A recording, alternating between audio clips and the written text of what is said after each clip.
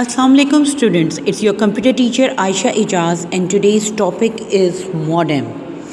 In this topic we will discuss that what is actually a modem is and what kind of modems we are using these days.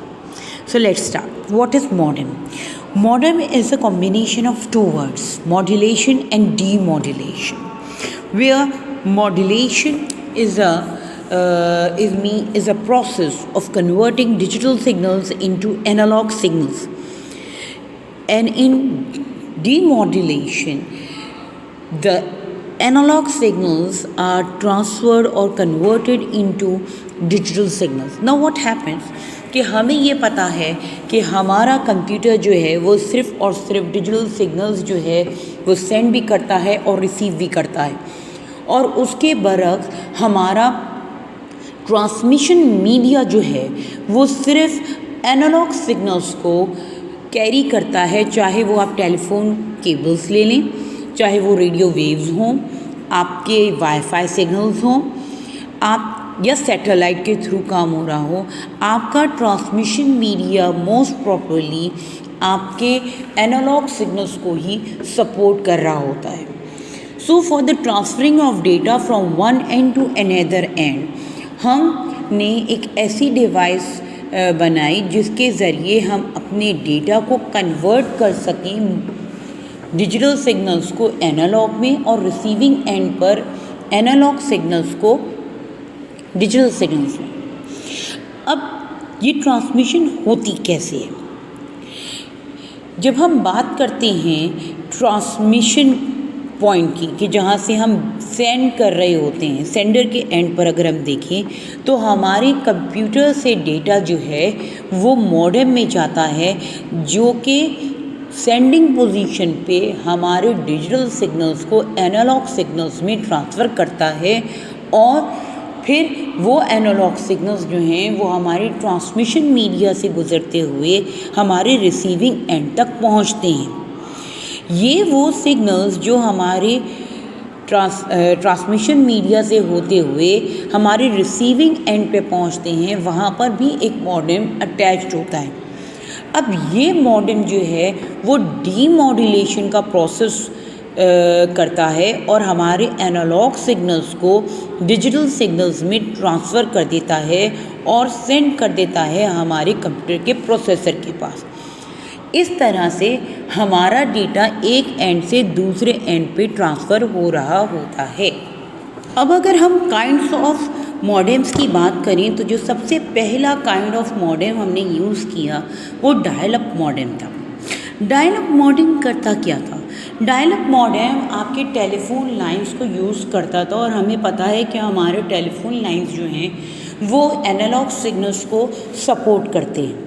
हमने अपने computer और अपने medium के दरमियान modem को install करना शुरू किया, जो कि एट अ टाइम या तो हमारे ऑडियो सिग्नल हमारे टेलीफोन सिग्नल्स को सपोर्ट करता था, या फिर हमारे इंटरनेट हमारे नेटवर्किंग को सपोर्ट कर रहा होता था.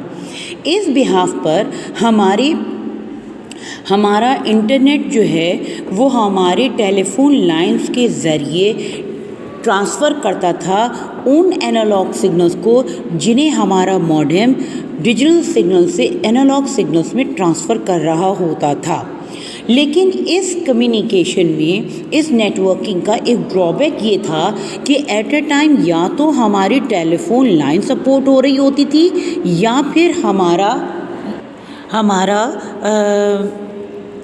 नेटवर्किंग का ऑडियो और वीडियोस जो हैं वो सेंड हो रहा होता था.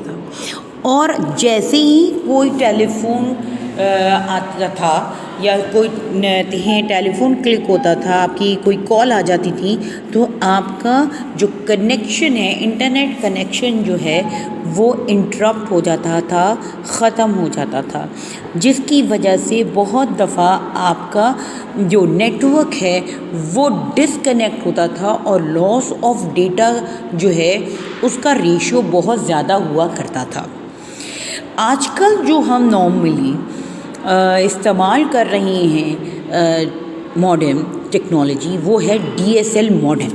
अब डिजिटल सब्सक्राइबर लाइन एक आपका एक ऐसा डिजिटल कम्युनिकेशन लाइन होती है या आपका ट्रांसमिशन मीडिया होता है जो कि नॉर्मली तो कैरी कर रहा होता है एनालॉग सिग्नल्स, क्योंकि कॉपर वायर आपको पता है कि एनालॉग सिग्नल्स जो हैं वो ट्रांसफ़र कर रहे होते हैं या कैरी कर रहे होते हैं।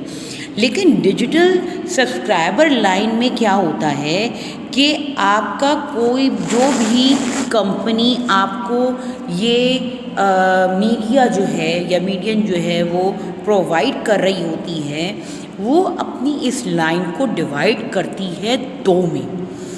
उसको 70% आपका इंटरनेट के लिए डिवाइड किया जाता है और 30% जो है वो टेलीफोन लाइन को या टेलीफोन कॉल्स को सपोर्ट किया जाता है। अब देखना ये है कि ये काम कैसे कर रहा होता है।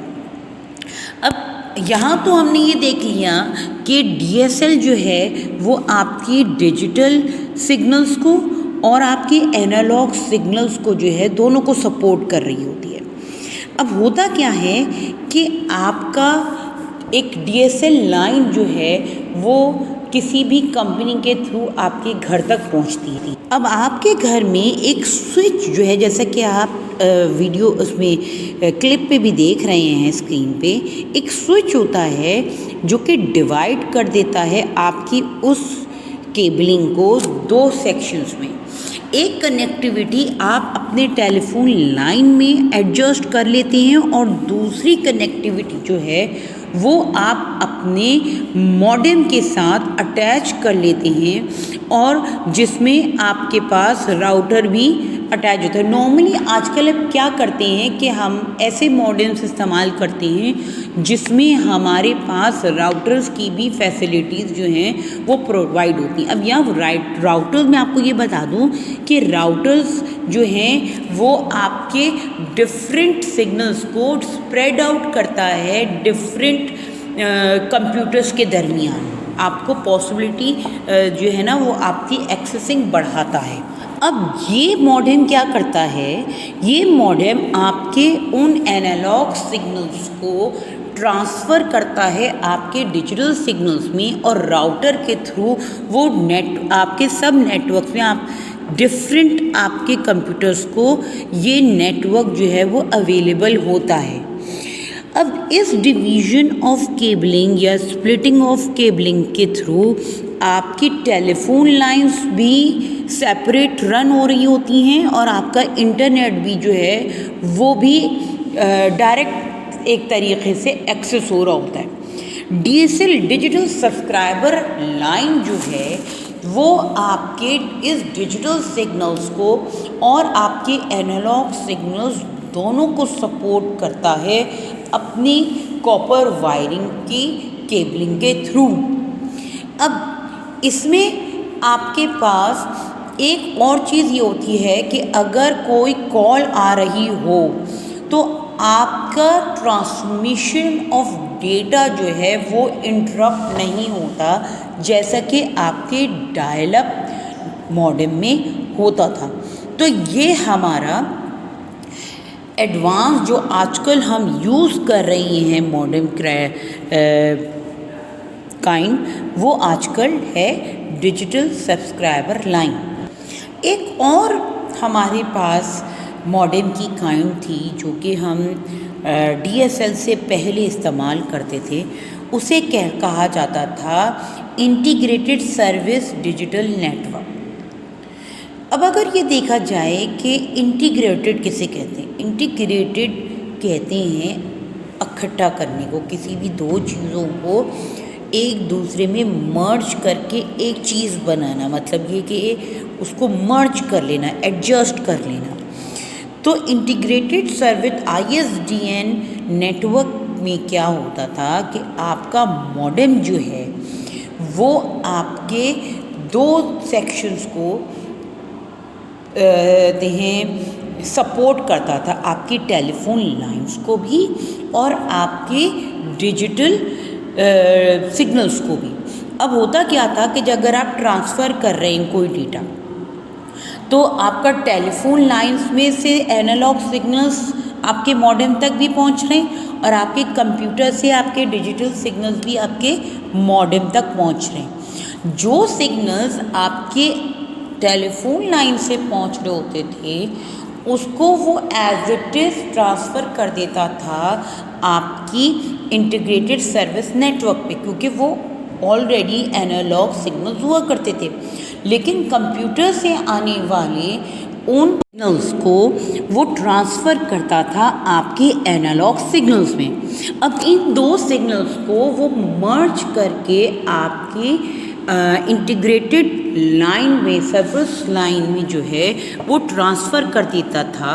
और जब वो ही डेटा रिसीविंग एंड पर पहुंचता था तो आपका मॉडेम जो है वो उस सिग्नल्स में से आपके टेलीफोन लाइन के सिग्नल्स को, जो कि ऑलरेडी एनालॉग सिग्नल्स में होते थे, आपके टेलीफोन तक ट्रांसफ़र कर देता था। लेकिन आपके कंप्यूटर की तरफ जाने वाले सिग्नल्स को दोबारा ट्रांसफ़र करता था, कन्वर्ट करता था डिजिटल सिग्नल्स में, जो कि आपका कंप्यूटर समझता है। इस तरह से आपका डेटा जो है वो एक जगह से दूसरी जगह ट्रांसफ़र हो रहा होता था। लेकिन यहाँ पर फ़र्क क्या था कि इसकी जो ट्रांसमिशन ऑफ डेटा रेट था वो बहुत कम था। और इसी का एडवांस फॉर्म जो है वो आपका डिजिटल सब्सक्राइबर लाइन है, जिसमें आपके पास दोनों फॉर्म्स को, आपके टेलीफोन केबलिंग को और आपके कंप्यूटर की नेटवर्किंग को स्प्लिट कर दिया गया, ताकि एक ऐसा नेटवर्क क्रिएट हो जिस पे डेटा जो है वो हाई स्पीड से ट्रांसफ़र हो रहा हो। Now this is your topic about modem. I hope you will revise the topic carefully and complete your work, which will be given in PDF form just after this video. Till then, best of luck. I hope you will complete your work on time. Allah Hafiz.